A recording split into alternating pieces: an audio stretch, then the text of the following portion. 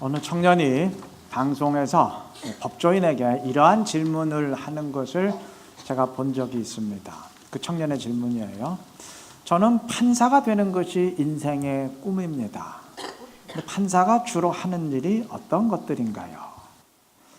순간 의아한 느낌이 들었어요. 꿈이나 비전이란 그것을 위해 인생을 불태울 수 있는 것을 말합니다. 그것을 위해 인생 전체를 바쳐도 아깝지 않은 것을 말합니다. 그런데 그게 주로 무엇을 하는 것인지도 모르면서 그게 꿈이라면 뭔가 좀 이상한 것 아니겠습니까? 자신이 할 일이 정확히 무엇인지도 모르는데 그걸 생각할 때마다 가슴이 쿵쾅쿵쾅 뛴다면 그건 흉부외과부터 먼저 찾아가야 되는 것이 아닐까요? 진정한 꿈은 아니었겠죠. 꿈이 집착이 되는 것도 문제입니다. 저는 예전에 판검사 되겠다고 사법고시 준비하는 사람들 가운데 재수 3수를 넘어서 5수, 6수 그 이상도 하는 사람 제가 본 적 있어요. 글쎄요, 장기적인 투자일 수도 있지만 집착일 수도 있겠죠. 한 우물을 파는 것일 수도 있지만 깊은 우물에 빠진 것일 수도 있습니다.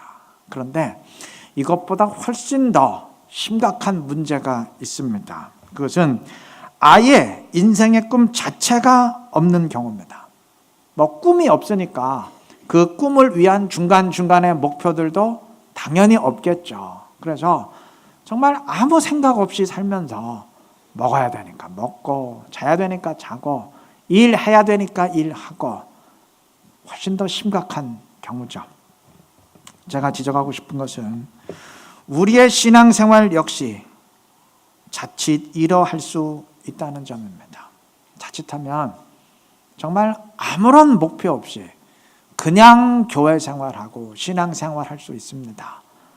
교회 가야 되니까 가고 예배 드려야 되니까 참여하고 기도하자니까 그냥 눈 감고 이런 식이라면 이건 교회 생활의 횟수만 쌓아가는 것일 뿐 그 어떤 변화와 성장도 기대할 수 없습니다. 우리 스스로를 한번 점검해 보십시다. 영적인 변화와 성장을 위한 나름대로의 목표와 의식적인 노력이 있습니까? 그냥 아무 생각 없이 그냥 있는 것은 아닙니까? 정말 구름에 달 가듯이 내 몸을 그냥 맡기고 있는 것은 그저 떠밀려 가고 있는 것은 아닙니까? 우리에게 냉정한 점검이 필요할 것입니다. 여러분, 사회생활이건 신앙생활이건 다 마찬가지예요. 나름대로 목표가 있는 사람과 그렇지 않은 사람은 다를 수밖에 없습니다. 당연하지요. 그저 생존하는 사람과 노력하는 사람이 그게 어떻게 같을 수 있겠습니까? 월급만 먹고 사는 사람과 비전을 먹고 사는 사람이 어떻게 같을 수 있겠어요? 그저 사라지는 삶과 내가 살아내는 삶이 어찌 같을 수 있겠냐고요. 여러분, 사람은 특별한 장애가 없는 한 다 달릴 수 있습니다. 그런데 다 달릴 수 있지만 육상 선수는 달라요. 초등학교만 졸업해도 다 글 쓸 수 있죠. 근데 작가는 달라요. 언어 장애가 없는 한 다 말할 수 있습니다. 그런데 앵커나 아나운서는 다릅니다. 목사라면 다 설교해요. 그런데 탁월한 설교자는 다릅니다. 그들에겐 전문성이 있고 남들보다 높은 수준에 올라서 있어요. 그냥 된 건 아닙니다. 목표가 있었고 의식적인 노력이 있었기 때문입니다. 물론 목표를 세우고 노력한다고 다 유명한 작가가 되고 다 유명한 피아니스트가 되는 건 아니겠죠. 그런데 한 가지 명확한 사실이 있어요. 유명한 피아니스트가 되기 위해서 노력한 사람은 그 꿈이 진짜 이루어졌건 안 이루어졌건 상관없이 여하튼 일반 사람들보다는 훨씬 피아노 잘 칩니다. 유명한 프로축구 선수가 되겠다고 훈련하고 노력한 사람은 정말 그렇게 되었건 안 되었건 상관없이 어쨌든 동네 사람들보다는 훨씬 축구 잘합니다. 프로축구에서 주전에 못 끼고 그저 후보에 벤치에만 앉아있는 선수도 동네 축구에 오면 날아다닙니다. 재능이 있건 없건 어쨌든 노력이 있었기 때문에 노력하는 사람과 노력이 없는 사람은 다를 수밖에 없기 때문입니다. 여러분, 이것은 신앙생활의 경우도 정확히 마찬가지입니다. 내가 목표를 세우고 의식적으로 노력한다 그래서 뭐 다 사도 바울이 되고 뭐 빌리 그레함이 되고 그런 건 아니겠죠. 그러나 중요한 것은 내가 그래도 목표를 세우고 노력했다면 정말 그 목표대로 되었건 안 되었건 그래도 일반 성도들보다는 훨씬 낫습니다. 다 목회하지만 그래도 노력한 목사는 일반 목사들보다는 그래도 훨씬 나아요. 성도들도 마찬가지입니다. 여러분, 우리가 한 가지 꼭 생각해야 될 문제가 있어요. 우리는 피아니스트가 되기 위해서 노력하고 또 프로축구 선수가 되기 위해서 노력하고 훈련한 것은 그건 당연하다고 생각합니다. 반드시 그래야 된다고 생각합니다. 프로축구 선수인데 훈련을 안 한다. 그럼 정말 이상하게 생각합니다. 그런데 온전한 그리스도인이 되기 위해 노력하는 것은 그거는 당연하게 생각지를 않아요. 굉장히 특별한 사람들이나 그렇게 하는 것이고 심지어 아주 예외적인 일로까지 생각하기도 합니다. 아니, 당연하게 생각할 수는 있지만 실제로 목표를 세우고 의식적으로 노력하는 경우는 그리 많지 않은 것 같아요. 우리 냉정히 한번 우리 스스로를 따져보십시다. 그냥 신앙생활하는 경우가 많지 않습니까? 그래서 때로 이런 의심도 들어요. 우리가 구원을 내가 노력해서 받는 건 아니죠. 내가 노력해서 이루는 게 아니고 은혜로 저절로 받는 거잖아요. 마치 그런 식으로 영적인 변화와 성장도 내가 노력하는 게 아니고 그냥 저절로 이루어지는 것으로 착각하고 있는 것은 아닌가, 그러한 의심이 들 때도 있습니다. 아니, 어쩌면 왜 변화하고 성장해야 되는지 그 필요성 자체를 느끼지 못하고 있는 것은 아닌가, 그런 생각도 듭니다. 신앙생활 1년, 2년, 3년 한 사람이나 10년, 20년 한 사람이나 뭐 별반 차이가 없는 이유가 그 때문입니다. 오늘 본문 14절에서 바울 사도는 표대를 향하여 달려간다고 말합니다. 표대를 향해서, 꼬린 지점을 향해서, 달려가야 될 목표를 향해서 최선의 노력을 기울인다는 의미입니다. 우리 모두에게 똑같이 적용되어야 할 원리입니다. 반드시 적용되어야 할 원리입니다. 바울이 여기서 말하는 표대는 모든 그리스도인들의 결승점인 구원입니다. 구원의 완성입니다. 아마 질문하실 분 있을지 모르겠어요. 아니, 천국이야 그 죽어서 들어가는 건데 뭘 그걸 향해 달려간다는 말입니까? 그러면 빨리 죽으려고 노력한다는 얘기입니까? 뭐 이러실지 모르겠는데, 물론 구원의 완성은 그 전에 예수님이 재림하지 않는 한 죽은 이후의 일이죠. 그러나 그렇다 그래서 막연히 그날만 바라보면서 오늘을 살아가는 건 아닙니다. 바울은 표대를 향해 달려간다 그랬지 그냥 앉아서 기다린다고는 하지 않았습니다.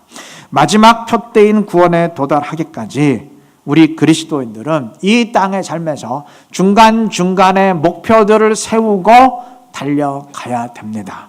그 모든 과정을 통틀어서 바울은 표대를 향해 달려간다고 표현한 것입니다. 물론 최종 결승점은 모두 동일하지만 중간중간의 목표들은 사람마다 다릅니다. 바울은 이방의 사도로서 선교의 목표가 있었지만 어떤 이는 목회자로서의 목표가 있을 것이고 또 어떤 이는 셀 리더로서의 목표가 있을 것이고 또 어떤 이는 각자의 상황 속에 또 다른 목표가 있을 수 있고 여하튼 각자의 사명과 삶의 환경과 달란트에 따라 다 다릅니다. 사람마다 다 달라요. 저는 특별한 사명이 무엇인지 잘 모르겠는데요. 하실 수 있어요. 상관없습니다. 우리 모든 그리스도인들에게 공통적으로 주어진 사명이 있습니다. 그리스도를 증거하는 것, 그리고 내가 속한 삶의 환경에서 소금이 되고 빛이 되는 것, 그리고 그 이전에 가장 먼저 나 자신의 변화와 성장을 이루어 가는 것. 이거는 모든 그리스도인들에게 공통적으로 주신 사명입니다. 그러한 것들을 위한 목표들을 세우고 의식적으로 노력하면서 달려가면 됩니다. 긴 안목에서 보면 그러한 모든 과정들이 결국 마지막 표대를 향해 달려가는 삶의 일부가 될 것입니다. 병아리가 알에서 나올 때 안에서 부리로 껍질을 툭툭 친다고 합니다. 그러면 어미가 그 소리 나는 그 부분을 또 향해서 자신의 부리로 두드린다고 합니다. 그렇게 함께 알을 깨면서 부화한다고 하는데 한자 말로는 줄탁동시라고 합니다. 신앙생활도 이와 같습니다. 신앙생활이 하나님을 의지하는 것이라고 해서 주님께 모든 것을 맡기고 그냥 우리는 손 놓고 있는 것이 아니에요. 나름대로 주어진 상황 속에서 개인의 목표를 세우고 노력하면서 나아가야 됩니다. 그렇게 나아가다 보면, 달려가다 보면 그러한 과정 가운데 주님이 개입하시고 도와주시고 인도해 주시는 겁니다. 하나님을 의지한다는 말이 그 말이에요. 여러분, 만약 그렇지 못하다면 그 어떤 하나님의 도움도 아무런 소용이 없어요. 생각해 보세요. 배가 어느 방향으로 나아갈지 목표가 없고 방향을 모른다면 그거는 그 어떤 바람도 도움이 못 되죠. 마찬가지로 내가 어디로 가야 될지 꿈도 없고 목표가 없다면 성령의 바람이 아무리 불어도 도움이 못 됩니다. 내가 아무런 의식이 없는데 그 죽은 송장에 아무리 격려를 하고 자극을 준들 무슨 변화가 일어나겠습니까? 오늘 우리 이루는 교회 창립 40주년 기념주일입니다. 물론 처음 세워질 땐 이루는 교회가 아니고 서울 남부 교회였죠. 이제 기념주일이니까 우리가 한 살 더 먹은 거죠. 앞으로 우리 교회가 무엇을 향해 달려갈 것이냐, 어떻게 달려갈 것이냐 중요하죠. 그러나 그것보다 훨씬 더 중요한 것이 있습니다. 그것은 우리 각자가 무엇을 향해 달려갈 것이냐 하는 것입니다. 다시 말하면 우리 성도 개개인이 어떤 목표를 세우고 변화와 성장을 이루어 갈 것이냐, 이게 훨씬 더 중요합니다. 왜냐하면 그것이 교회의 진정한 변화이기 때문입니다. 주님이 그것에 관심을 갖고 계시기 때문입니다. 여러분, 우리가 마지막 결승점인 표대에 도달했을 때 사람마다 거쳐야 되는 목표는 다 다르겠지만, 주어진 사명은 다르겠지만, 신앙생활의 어떤 양태는 다르겠지만 결국 결승점은 다 똑같아요. 천국에서 똑같이 만나게 됩니다. 그렇게 천국에 도달했을 때 여러분, 이루는 교회는 남아있지 못합니다. 다 없어졌습니다. 뭐가 남아있느냐? 우리 각자가 그 앞에 남아있습니다. 내가 이루는 교회에 다니다 왔어요. 아무 소용이 없어요. 내가 속한 교회가 장로교단이었어요. 아무 소용없어요. 내가 어떻게 신앙생활을 했느냐, 내가 어떻게 열매를 맺어왔느냐, 그것 가지고 평가받게 되고 주님 오직 그것을 따지게 됩니다. 그러니 교회가 어떻게 변화할 거냐, 그보다 훨씬 더 중요한 것이 내가 어떤 목표를 세우고 어떻게 변화와 성장을 이루며 내가 어떤 열매를 맺어갈 것이냐, 그게 훨씬 더 중요하다는 사실을 우리가 늘 인식해야 될 것입니다. 목표를 세울 때 한 가지 참고할 것이 있어요. 세상에서 흔히 하는 말인데 그러잖아요. 목표를 세울 땐 막연하게 세우지 말고 구체적이어야 된다고. 그 막연한 목표는 있으나 마나하다고. 예를 들어서 내가 올해 2017년도에는 살을 빼겠다. 그 막연해요. 구체적으로 내가 6시 이후에는 아무것도 안 먹고 하루에 꼭 30분 이상씩 조깅을 한다. 이런 식의 강론이 필요합니다. 신앙생활의 경우도 마찬가지예요. 내가 열심히 신앙생활을 한다. 올해는 기도 열심히 한다. 그러한 막연한 목표보다는 매일 성경을 몇 장씩 읽고 반드시 확인한다. 일주일에 무슨 요일에는 내가 몇 시부터 꼭 기도의 시간을 마련한다. 올해는 1년 12달 가운데 최소한 몇 번은 내가 반드시 11조 한다. 그리고 올해는 누구를 전도 대상자로 택하고 이러이러한 방식으로 내가 노력한다. 좀 이런 식으로 구체적일 필요가 있습니다. 그렇게 목표를 세우고 기도하며 달려가면 주님도 개입해 주십니다. 한번 이 시간 생각해 보세요. 각자 신앙생활의 수준을, 내가 어느 정도 위치에 도달해 있는지 각자가 제일 잘 아시죠. 지금 내가 이 상황 속에서 그래도 한 걸음 더 나가야 될 것 아니냐. 그럼 나는 어떤 목표를 세우고 내가 올해는 어떻게 달려가야 될까? 한번 점검하고 결심하고 결단하는 그러한 시간이 되시길 바랍니다. 그럼 주님이 정말 우리를 기뻐하실 줄로 믿습니다. 그게 푯대를 향해 달려가는 신앙생활의 일부입니다. 우리가 소그룹에 중점을 두는데 소그룹의 목적이 서로가 그렇게 되자고 격려하며 기도하자는 것 아니겠습니까? 하려고 하면 방법이 보이고 안 하려고 하면 변명이 보이는 법입니다. 힘들 것 같지만 내가 하려고 하면 길이 열립니다. 못할 것 같지만 한번 해보자 그러면 할 수 있게 됩니다. 주님이 개입하시고 인도해 주시기 때문입니다. 주님을 의지한다는 말이 곧 그 말이에요. 주님이 나의 힘이 되어 주신다는 말이 곧 그 말입니다. 요단강에 발을 내디디면 주님이 갈라주십니다. 내가 안 움직이니까 주님도 나를 돕지 않는 것처럼 안 계신 것처럼 느껴지는 것입니다. 결단을 내리는 여러분들 되시기 바라요. 푯대를 향해 달려가며 성장을 이루어갈 수 있는 우리 모두가 되시기를 바랍니다.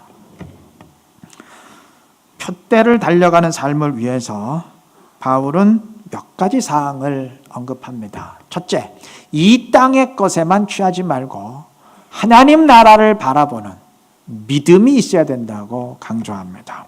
19절에서 바울은 누군가를 비판합니다. 그들의 마침은 멸망이요 그들의 신은 배요 그 영광은 그들의 부끄러움에 있다고 비판하면서 그들을 땅의 일을 생각하는 자들이라고 정의합니다.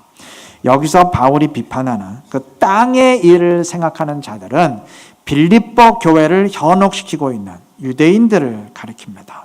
이들은 빌립보 교회에 들어와서 빌립보 사람들아 너희가 구원을 받으려면 이방인으로 있어서는 안 되고 할례를 행하고 율법을 지켜서 유대인이 되어야 된다 주장하면서 사람들을 마구 현혹시키고 있었습니다. 그들의 신은 배요라는 바울의 지적이 곧 이들이 말하는 율법을 가리킵니다.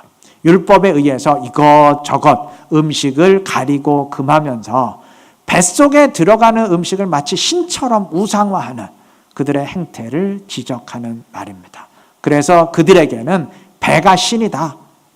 뱃속에 들어가는 것이 곧 신이다. 그렇게 지적하고 있는 거예요. 읽진 않았지만 바울은 2절에서 이들을 가리키면서 개들을 삼가고 행악하는 자들을 삼가고 몸을 상해하는 일을 삼가라 명하는데 몸을 상해하는 일을 삼가라는 말이 곧 쓸데없이 할례를 행하면서 몸을 베어내지 말라는 지적입니다. 어쨌든 이들이 주장하는 유대인의 혈통이나 시민권은 전부 이 땅의 것들입니다. 바울은 그것들을 무용지물로 취급하면서 우리의 시민권은 하늘에 있는지라 20절에서 분명히 선언합니다. 유대인의 시민권, 유대인의 혈통 이거 다 이 땅에서 알아주는 것들이지 하늘나라에서는 네가 유대인이냐 이방인이냐 한국 사람이냐 미국 사람이냐 아무 소용없어요. 하늘나라를 통과하지 못합니다. 그러니까 이 땅의 일에 연연하는 자들이다. 우리는 하늘나라를 바라보는 하늘의 시민권을 가진 자들이니 이 땅의 것에 연연하지 말고 하늘나라에 가져갈 수 없는 것들에 연연하지 말고 하나님 나라의 소망을 가지고 그 나라의 일을 생각하자. 그것을 기준으로 삼자. 그러한 의미입니다. 여러분 2000년이 지난 오늘 우리 가운데 율법과 할례 때문에 내가 유대인이냐 이방인이냐 이것 때문에 고민하고 현혹당할 사람은 아무도 없죠. 하지만 여러 다른 이유에서 이 땅의 것에 연연하고 이 땅의 것에 취할 가능성은 굉장히 큽니다. 어쩌면 영적인 목표를 세우고 달려가는 것을 방해하는 가장 큰 장애물이 이것일지 몰라요. 이 땅의 것에 취하다 보니 하늘나라를 바라보지 못하는 것일 수 있습니다. 물론 이 땅을 열심히 살아야 되겠지만 그러면서도 우리는 하나님 나라의 시민임을 명심하고 하늘나라의 소망을 품고 나아갈 수 있어야 될 것입니다. 그때 비록 이 땅을 살지만 땅에서도 하늘을 사는 이 땅에서도 하나님 나라를 살아가는 주님의 자녀들이 될 줄로 믿습니다. 푯대를 향해 달려가기 위해 또한 필요한 것은 인내와 겸손입니다. 바울은 12절에서 내가 이미 얻었다 함도 아니요 온전히 이루었다 함도 아니라 하면서 계속 달려간다고 말합니다. 겸손이죠. 내가 다 이루었다. 내가 온전히 다 이루었다. 이 교만한 사람이죠. 근데 바울은 나는 아직 이루지 못했고 더 달려가야 된다. 겸손히 말합니다. 이 말 역시 빌립보 교회를 현혹시키고 있는 유대인들을 염두에 두고 하는 말입니다. 이들은 빌립보 교인들이 할례를 받고 율법을 수용하면 즉각적으로 구원의 완성을 이루고 온전해질 수 있다. 이렇게 주장했던 것 같습니다. 바울은 15절에서 이들을 향해 누구든지 우리 온전히 이룬 자들은 이렇게 생각할지니 라고 말하는데 이건 역설적인 경고입니다. 무슨 의미냐면 온전히 이루었다고 착각하는 너희들은 똑똑히 들어라. 그러한 의미입니다. 여러분, 만약 우리가 이미 온전히 이룬 자들이라면, 구원의 완성을 이룬 자들이라면 표대를 향해서 달려갈 하등의 이유가 없죠. 어떤 목표를 세우고 노력해야 될 하등의 이유가 없죠. 이미 게임이 끝났는데, 이미 온전히 이루어낸 결승점을 통과했는데 무엇 때문에 더 달려가야 됩니까? 이미 시험이 다 끝났는데 무엇 때문에 시험 공부를 계속 더 노력하며 해야 됩니까? 다 끝났는데. 우리는 끝낸 사람들이 아니죠. 교만할 수 있는 사람들이 아니죠. 이젠 됐다 내려놓을 수 있는 사람들이 아니죠. 우리는 아직 구원의 약속을 받은 사람들이지 구원의 완성에 도달한 사람들이 아닙니다. 아직 이 땅을 사는 사람들이지 우리가 좀 천국에 들어가 있는 건 아니지 않습니까? 때문에 나는 아직 죄인입니다. 나는 아직 불완전합니다. 나는 더 달려가야 됩니다. 더 변화하고 성장해야 됩니다. 이러한 겸손이 우리에게 필요할 것입니다.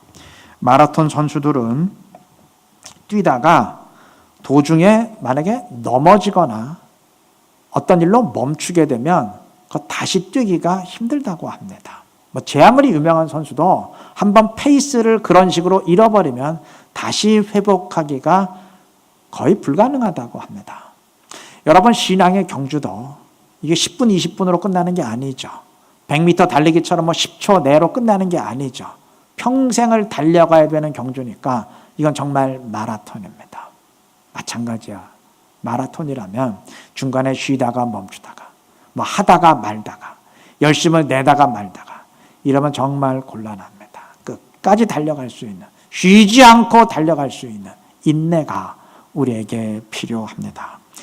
향상성은 항상성에서 나온다는 말은 영적 세계에서도 동일하게 적용되는 말입니다. 뭔가 향상을 이루려면 항상이 전제되어야 돼요.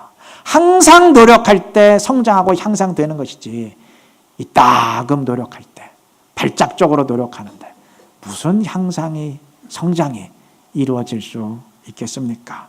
꾸준히 인내하며 달려가는 항상성을 꼭 지니시길 바랍니다. 그때 우리의 신앙이 향상되고 표대를 향해서 더 빨리 더 성실히 달려가게 될 줄로 믿습니다. 말씀을 맺겠습니다. 표대를 향해 달려가는 그리스도인들의 경주는 세상의 경주와 차이가 있습니다. 예를 들어 세상의 육상 경기에서는 1등, 2등, 3등 하는 식으로 등수를 가립니다. 상대평가예요. 내가 아무리 잘 뛰었어도, 내가 아무리 빨리 뛰었어도 나보다 더 빨리 뛴 사람이 많으면 나는 결코 등수에 들 수가 없어요. 때문에 세상의 경주는 다른 사람들과의 경쟁이자 싸움입니다. 그들을 이겨야 내가 등수에 들고 시상대에 오를 수 있습니다. 근데 신앙의 경주는 다릅니다. 여기엔 등수가 없어요. 우리 천국 갔을 때 1등, 2등 따지지 않습니다. 오직 끝까지 인내하면서 뛰어서 표대에 도달했느냐, 그리고 그 표대에 도달하기 위해서 어떻게 뛰어왔느냐, 딱 그것만 따집니다.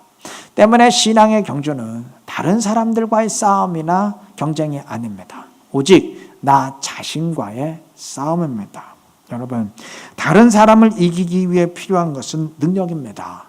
그들보다 뛰어난 실력입니다. 그런데 나 자신을 이기기 위해 필요한 것은 실력이 아니에요. 능력이 아닙니다. 나를 이기기 위해 필요한 것은 인내와 믿음입니다. 끝까지 나를 독려하면서 푯대를 향해 달려갈 수 있는 인내의 믿음입니다. 그래서 히브리서 12장 1절은 인내로서 우리 앞에 당한 경주를 경주하며 라고 말씀하고 있는 겁니다. 우리의 경주에 필요한 것은 믿음과 인내입니다. 같은 말이에요. 믿음이 있기에 우리가 인내하면서 꾸준히 계속 달려갈 수 있는 겁니다. 우물을 팔 때 9기를 팠어도 물이 나오기까지 파지 않았다면 그거는 깊은 구덩이를 판 것이지 우물 판 건 아니죠. 끝까지 파야 됩니다. 신앙생활도 푯대에 도달하기까지 끝까지 달려가야 그게 진짜 신앙생활입니다. 아까 마라톤의 예를 들면서 도중에 넘어지거나 멈추면 그건 다시 뛰기 힘들다고 그랬죠. 아무리 세계적인 선수라도 그건 다시 뛰기가 극히 힘듭니다. 그런데 예외가 있어요. 출발할 때 넘어지는 경우, 그건 다시 뛰면 돼요. 그리고 아주 경기 초반에 멈추거나 넘어지는 경우는 그건 페이스 회복하고 또 뛸 수도 있다 그럽니다. 그런데 경기 중반 이후에 후반부에 그렇게 되면 그건 제 아무리 세계적인 선수라도 도리가 없다고 합니다. 신앙의 경주도 그렇습니다. 나는 신앙의 경력이 많으니까, 나는 그동안 교회 생활 오래 했으니까 중간에 멈춰도 된다고 생각하십니까? 조금 넘어져도 된다고 생각하십니까? 조금 일탈의 과정이 있어도 된다고 생각하십니까? 오래 했으니까 천만의 말씀이에요. 그러한 사람일수록, 다시 말하면 오래 달려왔으면 오래 달려온 사람일수록 멈추거나 넘어지는 것이 훨씬 더 위험하다는 사실을 명심해야 될 것입니다. 신앙생활 오래 한 사람일수록 교만하거나 방심하는 대신 더 겸손히 철저히 자신을 이기며 달려가야 되는 이유가 바로 여기에 있습니다. 혹시 이 사실 때문에 어깨가 무겁게 느껴지시나요? 너무 염려할 필요는 없습니다. 바울은 12절 중반 부분에서 우리가 달려가야 되는 경주의 특징을 이렇게 정리합니다. 그리스도 예수께 잡힌 바 된 그것을 잡으려고 달려가노라. 잡힌 바 된 그것을 잡으려고 달려간다. 의미가 뭘까요? 예수님을 붙잡기 위해 달려가는데 사실은 예수님에 의해서 이미 내가 붙잡힌 바 되었다는 얘기예요. 나는 예수님을 붙잡으려고 하는데 이미 예수님이 나를 붙잡고 계셔요. 나는 은혜를 붙잡으려고 하는데 이미 은혜가 나를 붙잡고 있어요. 나는 구원의 완성을 향해 달려가는데 이미 구원이 나를 붙잡고 있어요. 우리가 승리를 확신할 수 있는 이유입니다. 우리가 아직 구원을 이루지 못했지만, 구원의 완성에 도달하지 못하고 약속을 받은 상황이지만 그래도 나는 구원 받았습니다. 확신할 수 있는 이유가 바로 이 때문입니다. 주님이 나를 이미 붙잡으셨고 놓지 않으시기 때문입니다. 물론 이는 확신을 갖고 용기 있게 달려가자는 말이지 사실이 이러하니까 그냥 대충 뛰어도 된다, 그 말이 아니라는 건 아시죠? 이 사실 명심하시기를 바랍니다. 나를 이미 붙들고 계시는 주님, 결과를 이미 예비해 놓으신 주님을 의지하며 신뢰하시기를 바랍니다. 그래서 용기와 확신 가운데 푯대를 향해 부단히 달려가면서 영적인 변화와 성장을 이루어 갈 수 있는 우리 이루는 교회 모든 성도님들 되시기를 그리스도의 이름으로 축원합니다.